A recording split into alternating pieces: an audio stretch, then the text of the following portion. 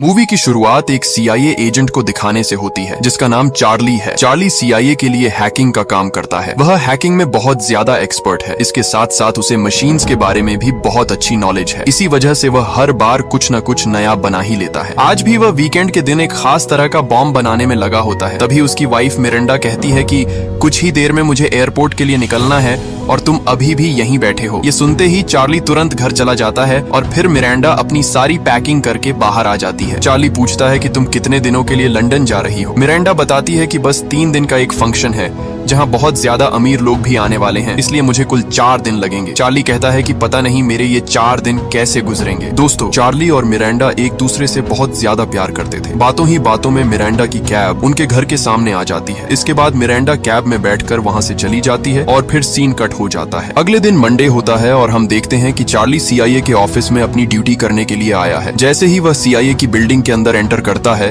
उसकी हर छोटी से छोटी चीज कैमरा से डिटेक्ट होती है। पूरी चेकिंग होने के बाद ही उसे अंदर जाने की परमिशन मिलती है। जब चार्ली रोज की तरह अपना काम कर रहा होता है, तभी अचानक सीआईए के बहुत मजबूत सिक्योरिटी सिस्टम के अंदर एक दूसरा हैकर घुस जाता है। चार्ली तुरंत उस हैकर को सीआईए के सारे सिस्टम से बाहर निकाल देता है, लेकिन तभी वह हैकर चार्ली को मैसेज करता है। उस हैकर का नाम इंक्विलाइन होता है। वह कहता है कि यह मेरा असली नाम नहीं है और मैं तुम्हारे लिए किसी भी तरह का खतरा नहीं हूँ। चार्ली जवाब देता है कि अगर तुम गलती से सिस्टम में घुसे हो तो मैं कुछ नहीं कहूंगा, लेकिन ऐसी चीजें गलती से नहीं होती, इसलिए अपना मकसद बताओ। चार्ली धमकी देता है कि वरना तुम दुनिया के जिस भी कोने में छुपे होगे, मैं तुम्हें ढूंढकर सीआईए को तुम्हारे पीछे भेज दूंगा। इस पर इंक्विलाइन कहता है कि मैं तुम्हें कल बहुत ही इंपॉर्टेंट इन्फॉर्मेशन देने वाला हूँ जो तुम्हारे बॉस के बारे में है। तुम्हारा बॉस गद्दार है। इंक्विलाइन कहता है कि फिलहाल मैं इससे ज्यादा कुछ नहीं बता सकता। ये सुनकर चार्ली कहता है कि अगर मैं चाहूँ तो तुम्हारी लोकेशन ट्रैक कर सकता हूँ और मुझे पता है कि तुम टर्की के रहने वाले हो, इसलिए मुझसे खेल मत खेलो और सच बताओ। इसके बाद इंक्विलाइन पूरा सच बता देता है। वह कहता है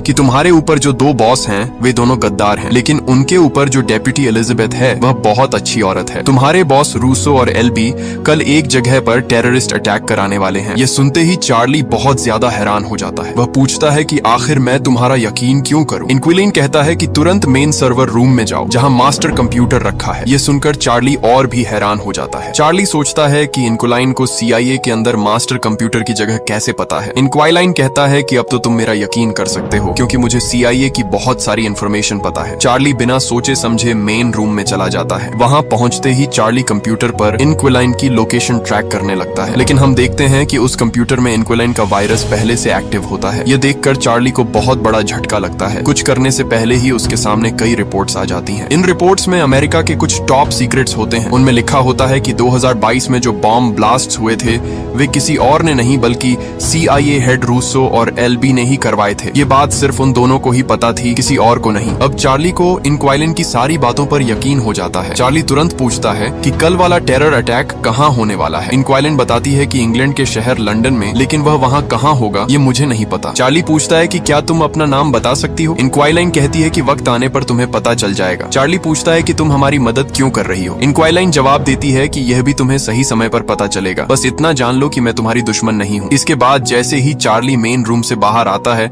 वहाँ उसे उसका दोस्त एलेक्स मिलता है। एलेक्स पूछता है कि भाई सब ठीक तो है, तुम बहुत परेशान लग रहे हो। चार्ली कहता है कि बस थोड़ा चक्कर आ रहा है, इसलिए मुझे खुली हवा चाहिए। चार्ली घर पहुंचते ही अपनी वाइफ को फोन करने वाला होता है। तभी उसे याद आता है कि लंदन में बहुत बड़ा इवेंट होने वाला है। शायद कल वाला टेरर अटैक उसी इवेंट में हुआ हो। वह फिलहाल मिरांडा को कुछ नहीं बताता और फिर से सीआईए बिल्डिंग चला जाता है। वह सीधे अपने हेड रूसो से मिलता है, वही रूसो जिसने खुद ही टेरर अटैक प्लान किया था। चार्ली कहता है कि सर, मुझे लगता है लंदन में टेरर अटैक होने वाला है, इसलिए हमें वहाँ सीआईए भेजनी चाहिए। रूसो कहता है कि चिंता मत करो, अगर कुछ होने वाला होता तो सीआईए को पहले से पता होता। तभी डेप्यूटी उन्हें अपने ऑफिस में बुलाती है। वहां पहुंचकर डेप्यूटी चार्ली से कहती है कि मुझे बहुत अफसोस के साथ बताना पड़ रहा है कि लंदन में अभी अभी एक टेरर अटैक हुआ है जिसमें तुम्हारी वाइफ मिरांडा की मौत हो चुकी है। ये सुनते ही चार्ली सन्न रह जाता है। वह कहता है कि जरूर कोई गलतफहमी हुई होगी, प्लीज फिर से चेक कीजिए, शायद वह कोई और औरत हो। लेकिन डेप्यूटी कहती है कि मुझे भी बहुत अफसोस है, मिरांडा अब नहीं रही। इसके बाद रूसो टीवी ऑन करता है। न्यूज में चार्ली देखता है कि एक टेररिस्ट ने मिरांडा को पकड़ा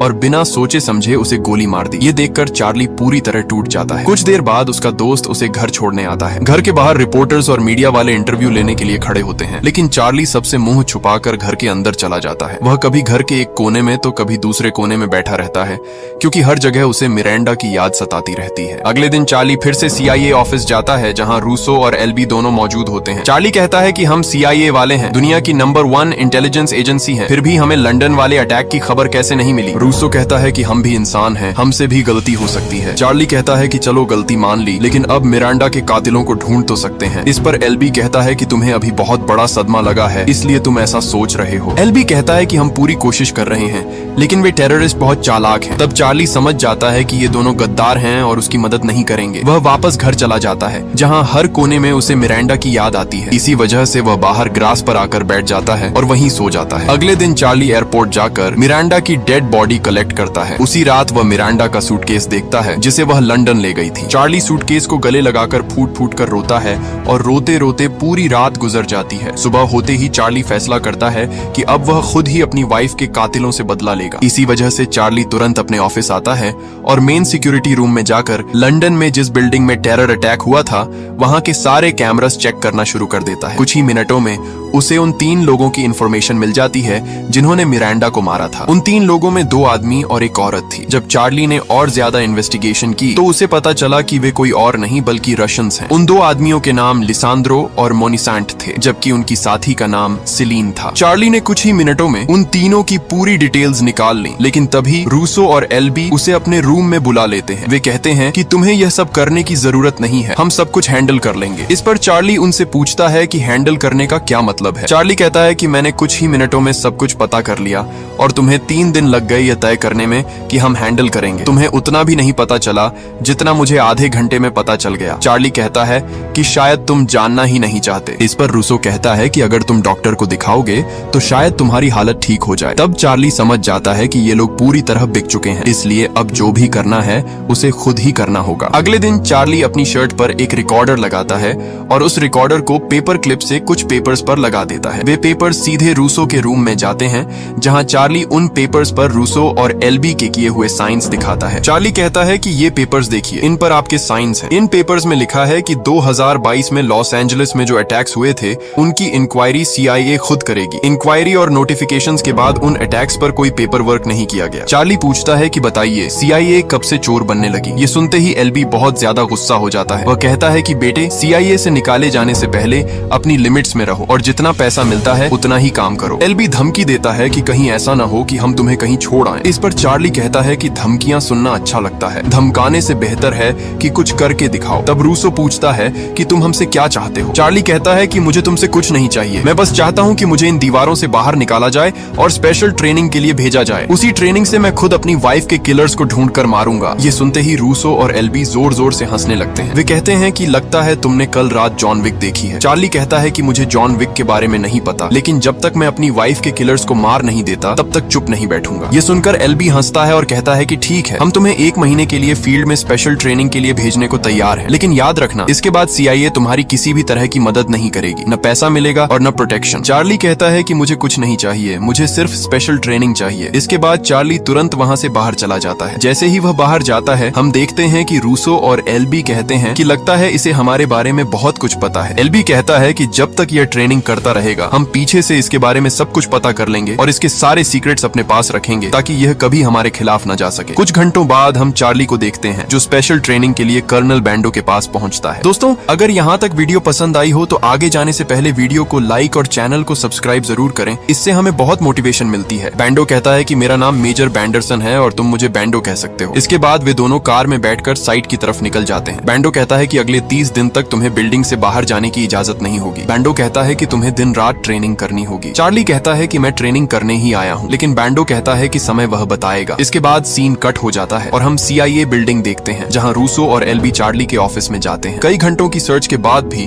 उन्हें चार्ली के खिलाफ कुछ भी यूजफुल नहीं मिलता। दूसरी तरफ हम चार्ली को देखते हैं जो फायरिंग प्रैक्टिस कर रहा होता है, लेकिन वह लगातार टारगेट मिस कर रहा होता है। एक भी बुलेट टारगेट पर नहीं लगती। इस पर बैंडो कहता है कि थोड़ा पास से ट्राई करते हैं, लेकिन वहां से भी चार्ली पूरी तरह फेल हो जाता है। चार्ली बार बार कहता है कि चलो थोड़ा और पास चलते हैं, मैं उसका सिर उड़ा दूंगा। लेकिन बैंडो कहता है कि अगर इतना पास जाना है तो गन की जरूरत ही क्या है। बैंडो कहता है कि मार्शल आर्ट सीखो, तुम यहाँ क्या करने आए हो। ये सुनकर चार्ली बहुत शर्मिंदा हो जाता है। दूसरी तरफ एल्बी और रूसो चार्ली के घर पहुंचते हैं। वे उसकी सारी चीजें चेक करते हैं, लेकिन उन्हें वहाँ कुछ भी नहीं मिलता। असल में चार्ली ने बहुत बड़ा प्लान बनाया था और उसे पता था कि वह कोई भी प्रूफ पीछे नहीं छोड़ेगा। इसी वजह से रूसो और एल्बी की बेबसी के बावजूद उन्हें चार्ली की कोई वीकनेस नहीं मिलती। दूसरी तरफ चार्ली और बांडो एक रूम में बैठे होते हैं। बैंडो चार्ली से कहता है कि 20 दिन हो गए हैं और तुम शूटिंग के नाम पर सिर्फ गन पकड़ना सीख पाए हो। बताओ तुम अपनी वाइफ के किलर्स को कैसे मारोगे। चार्ली पूछता है कि आपको कैसे पता कि मैं उन्हें मारूंगा। बैंडो कहता है कि सब छोड़ो और ये गन पकड़ो और जितनी जल्दी हो सके मुझे गोली मारो। चार्ली कहता है कि अगर गोली चली तो आप मर जाएंगे। बैंडो कहता है कि मुझे पता है, इसलिए वही करो जो मैंने कहा है। लेकिन चार्ली डर की वजह से गोली नहीं चलाता। बैंडो कहता है देखा, तुम अपने वाइफ के किलर्स को नहीं मार पाओगे। चार्ली कहता है कि जब समय आएगा मैं हिम्मत से उन्हें मारूंगा। इस पर बैंडो कहता है कि जब समय आएगा तुम्हें यह भी याद नहीं रहेगा कि गन से बुलेट किस होल से निकलती है, इसलिए तुम्हें शरीर से ज्यादा दिमाग का इस्तेमाल करना होगा। बैंडो कहता है कि मैंने बहुत लोगों को ट्रेन किया है लेकिन तुम जैसा कोई नहीं देखा। बैंडो कहता है कि तुम दिमाग से तेज हो लेकिन शरीर से कमजोर हो, इसलिए मैं तुम्हें फिजिकल ट्रेनिंग नहीं दे सकता। तुम्हें सबको अपने दिमाग से मात देनी होगी। यह कहकर बैंडो वहाँ से चला जाता है। अब हम एल्बी और रूसो को देखते हैं, जिन्होंने 20 दिन तक सर्च करने के बाद भी चार्ली के खिलाफ कोई प्रूफ नहीं पाया। इसीलिए अब वे बैंडो को ऑर्डर देते हैं कि चार्ली को मार दिया जाए ताकि वह रूसो और एल्बी के खिलाफ गवाही न दे सके। जब बैंडो चार्ली के रूम में आता है तो वह देखता है कि चार्ली वहाँ नहीं है। यह देखकर बैंडो बहुत हैरान हो जाता है। अब हम चार्ली को देखते हैं जो एयरपोर्ट पर बैठा हुआ रूसो और एल्बी की सारी बातें सुन रहा होता है, क्योंकि जो पेपर्स चार्ली ने रूसो और एल्बी को दिए थे, हाँ वही पेपर्स जिन पर उनके साइंस थे, चार्ली ने उन पर पहले ही माइक्रोफोन लगा दिया था। वह रियल टाइम में उनकी सारी बातें सुन रहा होता है, लेकिन रूसो को इस रिकॉर्डर का भी पता चल जाता है। रूसो रिकॉर्डर में कहता है चार्ली हम तुम्हें ढूंढ लेंगे। इसके तुरंत बाद हम चार्ली को देखते हैं जो प्लेन से लंदन पहुंच चुका होता है। उसके पास बहुत सारा पैसा और कई फेक पासपोर्ट्स होते हैं जिनकी मदद से वह कहीं भी ट्रैवल कर सकता है। अब चार्ली लंदन में एक अपार्टमेंट लेता है क्योंकि उसे सिलीन की लोकेशन मिल जाती है। हाँ, यही वही लड़की थी जो उस दिन के टेरर अटैक में शामिल थी। चार्ली देखता है कि सिलीन रोज अपने बॉयफ्रेंड के साथ 2 घंटे के लिए बाहर जाती है। इसी समय चार्ली उसका अपार्टमेंट का लॉक तोड़कर अंदर घुस जाता है और सर्च करना शुरू कर देता है, इस उम्मीद में कि शायद उसे लिसांड्रो और मोनिसांट के बारे में कुछ क्लूज मिल जाएं। वह देखता है कि दीवारों पर बहुत सारी पेंटिंग्स लगी होती हैं, लेकिन एक ड्रॉर में चार्ली को एक गन मिलती है। इसी वजह से चार्ली तुरंत उस गन को अपने साथ रख लेता है। तभी उसके फोन पर एक नोटिफिकेशन आता है जिसमें लिखा होता है कि सिलीन वापस अपने अपार्टमेंट आ रही है। ये नोटिफिकेशन किसी और का नहीं बल्कि इंक्विलाइन का होता है। फोन में ट्रैकर देखकर चार्ली को पता चलता है कि सिलीन अब उसके बहुत करीब आ चुकी है। ये समझते ही चार्ली तुरंत अपार्टमेंट से बाहर निकल आता है और थोड़ा पीछे छिप जाता है। जैसे ही सिलीन और उसका बॉयफ्रेंड अपार्टमेंट के अंदर जाते हैं, चार्ली उन पर गन तान देता है, लेकिन बैंडो की बातें सच साबित होती हैं और सही समय आने पर चार्ली गोली नहीं चला पाता। डर के मारे चार्ली वहाँ से भाग जाता है और तुरंत अपने अपार्टमेंट पहुंच जाता है। वहाँ पहुंचते ही वह इंक्विलाइन से बात करने की कोशिश करता है, लेकिन इस बार इंक्विलाइन उसे कोई रिप्लाई नहीं देती। अगले ही पल हम चार्ली को देखते हैं जो अगली बार रेगुलर चेकअप के बहाने वहाँ आता है, लेकिन इस बार चार्ली सारे कंप्यूटर्स में वायरस डाल देता है और सभी कंप्यूटर्स बंद कर देता है। इसकी वजह से डॉक्टर तुरंत सिलीन को छोड़कर बाहर चला जाता है। इसी मौके का फायदा उठाकर चार्ली सिलीन के पास आता है, चेंबर का दरवाजा बंद करता है और अंदर अनकॉन्शियस पाउडर डालना शुरू कर देता है। सिलीने पूछती है कि तुम कौन हो और क्या कर रहे हो। चार्ली कहता है कि इन बातों का समय नहीं है, जल्दी बताओ लिसांड्रो और मोनिसांट कहाँ मिलेंगे। सिलीने कहती है कि तुम वहाँ नहीं जा सकते। तभी चार्ली गुस्से में और ज्यादा पाउडर डाल देता है। चार्ली कहता है कि तुम्हारे पास 15 सेकंड्स हैं, इसके बाद तुम बेहोश हो जाओगी। सिलीन कहती है कि उसे कुछ भी नहीं पता। जैसे ही सिलीन बेहोश होने वाली होती है, चार्ली चेंबर का दरवाजा खोल देता है। दरवाजा खुलते ही सिलीन चार्ली पर हमला कर देती है। दोनों के बीच जोरदार फाइट शुरू हो जाती है। सिलीन चार्ली पर भारी पड़ने लगती है और लड़ते लड़ते वे डॉक्टर के ऑफिस से बाहर सड़क तक आ जाते हैं। सिलीन भागने लगती है और चार्ली उसके पीछे होता है। तभी एक वैन उसे टक्कर मार देती है और सिलीन की मौके पर ही मौत हो जाती है। चार्ली को सिलीन से कोई भी इंफॉर्मेशन नहीं मिल पाती, इसलिए वह सिलीन का फोन उठाता है और तुरंत वहाँ से भाग जाता है। वह अपने अपार्टमेंट पहुंचकर सारा सामान पैक करता है और वहाँ से किसी दूसरी सिटी जाने का फैसला करता है ताकि कोई उसे ट्रैक न कर सके। नई सिटी पहुंचते ही चार्ली एक बार में जाता है जहाँ वह देखता है कि बैंडो उसके पीछे आ चुका है। जैसे ही चार्ली की नजर उस पर पड़ती है, वह तुरंत वहाँ से भागने लगता है। भागते हुए हुए वह एक दूसरे क्लब में घुस जाता है, लेकिन बैंडो वहां भी पहुंच जाता है। बैंडो कहता है कि भागने की जरूरत नहीं है, इससे कोई फायदा नहीं होगा। चार्ली पूछता है कि तुमने मुझे कैसे ढूंढ लिया। बैंडो कहता है कि क्या तुम CIA के सबसे अच्छे हैकर नहीं थे। फिर वह कहता है कि जो तुम करने जा रहे हो वह बहुत खतरनाक है। बैंडो चार्ली को समझाता है कि चुपचाप घर जाओ और कहीं छिप जाओ, वरना यहाँ मारे जाओगे और कोई पूछने वाला भी नहीं होगा। चार्ली कहता है कि अब वह पीछे नहीं हटेगा। इस पर बैंडो कहता है कि ठीक है, मुझे पता है कि CIA वाले दूध के धुले नहीं हैं। बैंडो कहता है कि इसी वजह से मैं तुम्हें तुम्हारे हाल पर छोड़ रहा हूँ। इतना कहकर चार्ली वहाँ से बाहर आ जाता है और सीन कट हो जाता है। अब हम टर्की का सीन देखते हैं, जहाँ चार्ली पहुंच चुका होता है, क्योंकि इंक्वालाइन ने उसे टर्की आने को कहा था। इंक्वालाइन ने कहा था कि वह वहीं मिलेगा। बताई गई लोकेशन पर पहुंचते ही चार्ली देखता है कि इंक्वालाइन कोई लड़का नहीं बल्कि एक लड़की है और वह मुस्लिम भी होती है। चार्ली पूछता है कि तुमने CIA की हाई सिक्योरिटी कैसे तोड़ी और उनके कंप्यूटर्स को कैसे हैक किया। इस पर इंक्वालाइन कहती है कि मेरा नाम सारा है। वह बताती है कि उसके पति CIA में काम करते थे, लेकिन उन्होंने रूसो और LB का राज खोलने की कोशिश की थी। इसी वजह से रूसो और LB ने उन्हें मरवा दिया। सारा कहती है कि उसके पति ने उसे सब कुछ सिखाया था। सारा बताती है कि इसी वजह से वह पासवर्ड्स हैक करके चार्ली तक आसानी से पहुंच गई। चार्ली कहता है कि अब तुम्हें पता है कि रूसो और LB कितने खतरनाक हैं, फिर भी तुम मेरी मदद क्यों कर रही हो। सारा कहती है कि उसे अपनी जान की कोई परवाह नहीं है। सारा कहती है कि जैसे ही उसे पता चला कि चार्ली की वाइफ भी टेरर अटैक में मारी गई है, उसने चार्ली का साथ देने का फैसला कर लिया। पहले वह सिर्फ रूसो और LB के प्लान खराब करना चाहती थी, लेकिन अब वह चार्ली का पूरा साथ देगी। इसके तुरंत बाद हम चार्ली को एक होटल में देखते हैं। वहां पहुंचते ही वह एक वैक्यूम मशीन को स्विमिंग पूल के वैक्यूम चेंबर में फिट कर देता है। इसका क्या मकसद है ये हमें आगे पता चलता है। जिस जगह चार्ली आया था वहां उसे मोनीसेंट मिलने वाला होता है, लेकिन तभी सारा बताती है कि वहां एक और आदमी भी है जो CIA के लिए काम करता है और एक जॉनसन नाम का आदमी है जो रशियन इंटेलिजेंस के लिए काम करता है। चार्ली कहता है कि CIA का आदमी बैंडो है, लेकिन दूसरे आदमी के बारे में उसे कुछ नहीं पता। सारा कहती है कि दूसरा आदमी मोनीसेंट का ही होगा, इसलिए दोनों से बचकर रहना। यहाँ हम मोनीसेंट को देखते हैं, जो इतना अमीर था कि उसने अपने पूरे अपार्टमेंट में स्विमिंग पूल बनवा रखा था। वह टॉप फ्लोर पर रहता था और हर रात आराम से स्विमिंग करता था। आज भी मोनीसेंट रोज की तरह स्विमिंग कर रहा होता है। तभी वहाँ चार्ली पहुंच जाता है। मोनीसेंट कहता है कि लगता है तुम्हें अपनी जान प्यारी नहीं है, तुम ऊपर क्या कर रहे हो। चार्ली जवाब देता है, ऊपर तो अब तुम जाने वाले हो, जैसे ही मैं यह बटन दबाऊंगा मोटा ग्लास टूट जाएगा। चार्ली धमकी देता है कि ग्लास टूटते ही तो सीधा ऊपर चला जाएगा, इसलिए मुझे बता दो लिसांड्रो कहाँ मिलेगा। ये सुनते ही मोनीसेंट डर जाता है और तुरंत लिसांड्रो की लोकेशन बता देता है, लेकिन चार्ली इतना गुस्से में होता है कि वह बटन दबा देता है। धीरे धीरे ग्लास टूटने लगता है। मोनीसेंट बाहर निकलने की बहुत कोशिश करता है, लेकिन ग्लास पूरी तरह टूट जाता है और मोनीसेंट नीचे गिरकर मर जाता है। सारा के कहने पर चार्ली वहाँ से तुरंत भाग जाता है, लेकिन तभी जॉनसन और बैंडो उसका पीछा करने लगते हैं। एक जगह जॉनसन चार्ली को पकड़ने ही वाला होता है कि तभी बैंडो जॉनसन पर हमला कर देता है। बैंडो उसे बुरी तरह पीटने लगता है, लेकिन जॉनसन भी कम नहीं होता। वह अपनी गन से बैंडो के पेट में गोली मार देता है। अगले ही पल बैंडो जॉनसन के सिर में गोली मारकर उसे ढेर कर देता है। इसके बाद बैंडो चार्ली से कहता है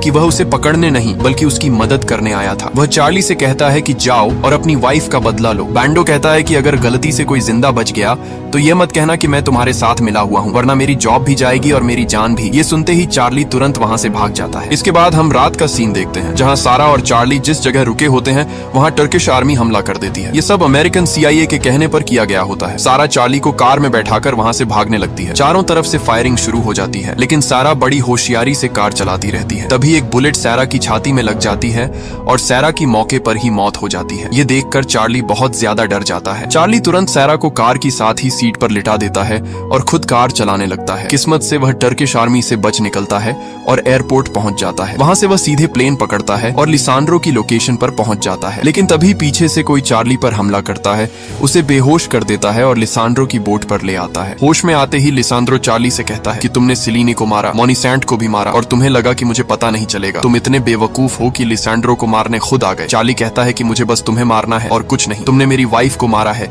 इसलिए अब तुम मरोगे। लिसांड्रो कहता है कि मैंने तुम्हारी वाइफ को नहीं मारा, उसे LB और रूसो ने मरवाया था। मैं और मेरे दो साथी उनके कहने पर उन टेररिस्ट्स पर हमला कर रहे थे। हमारा मिशन कुछ और था। तुम्हारी वाइफ रास्ते में आ गई, इसलिए मैंने अपना रास्ता साफ किया। असल में सारा क्रेडिट CIA को जाना चाहिए। लिसांड्रो कहता है कि अगर तुम इस मास्टर प्लान का क्रेडिट मुझे देना चाहते हो तो मैं खुशी खुशी ले लूंगा। अब बताओ, तुम मुझे मारना चाहते हो या CIA के LB और रूसो को? चार्ली कहता है कि तुम जरूर मरोगे। तभी लिसांड्रो अचानक चार्ली को एक गन देता है और कहता है, लो इसे और एक ही शॉट में मुझे मार दो। चार्ली गन पकड़ लेता है और हमें लगता है कि वह लिसांड्रो को मार देगा ताकि लिसांड्रो के आदमी भी चार्ली को न छोड़े, लेकिन तभी चार्ली वह गन छोड़ देता है। हम देखते हैं कि लिसांड्रो की बोट अब कंट्रोल से बाहर हो चुकी होती है। दरअसल यह सब चार्ली की प्लानिंग थी। चार्ली ने पहले ही घर पर लिसांड्रो की बोट हैक कर दी थी और उसकी लोकेशन सीधे LOC के पास सेट कर दी थी। अब बोट नॉर्वे से रोमानिया की बॉर्डर क्रॉस कर जाती है। तुरंत रोमानियन आर्मी चारों तरफ से उस बोट को घेर लेती है। चार्ली आराम से बैठकर पानी पी रहा होता है। थोड़ी ही देर में रोमानियन आर्मी लिसांड्रो और उसके आदमियों को पकड़ लेती है। चार्ली कहता है कि मेरा नाम चार्ली है और सारी इंफॉर्मेशन मैंने ही दी थी। इसके बाद रोमानियन आर्मी चार्ली को सुरक्षित अमेरिका भेज देती है। इसी के साथ चार्ली का बदला पूरा हो जाता है। अब हम CIA की डेप्यूटी को प्रेस कॉन्फ्रेंस में देखते हैं। वह बताती है कि अंदर की इंफॉर्मेशन से पता चला है कि LB और रूसो गद्दार हैं, इसलिए उन्हें जेल भेजा जा रहा है। यह अंदर की इंफॉर्मेशन किसी और ने नहीं बल्कि चार्ली ने दी थी। इसके बाद चार्ली को बहुत सुकून मिलता है। जब वह अपनी कार में बैठा होता है तभी बैंडो आता है और कहता है कि कभी कभी लड़ाइयाँ हथियारों से नहीं बल्कि दिमाग से जीती जाती हैं। यह कहकर बैंडो वहाँ से चला जाता है। इसी हैप्पी एंडिंग के साथ ये मूवी खत्म हो जाती है। दोस्तों, अगर वीडियो पसंद आई हो तो लाइक करें और ऐसी मूवी एक्सप्लेनेशंस के लिए चैनल को सब्सक्राइब जरूर करें।